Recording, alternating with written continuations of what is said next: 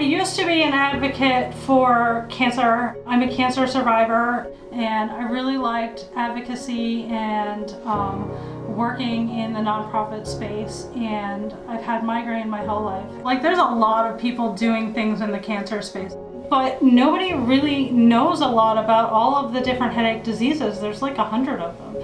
And I knew about migraine because I had migraine.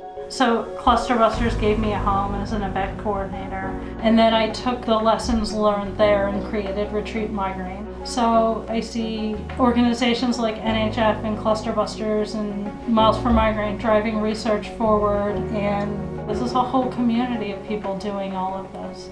So we have more people who are saying, yeah, I understand headache now. We have more people who are saying, yes, I feel supported. You become a part of this thing that's greater than you, and it makes you want to do what you know is right and what you know is important, and speak loudly for what you need.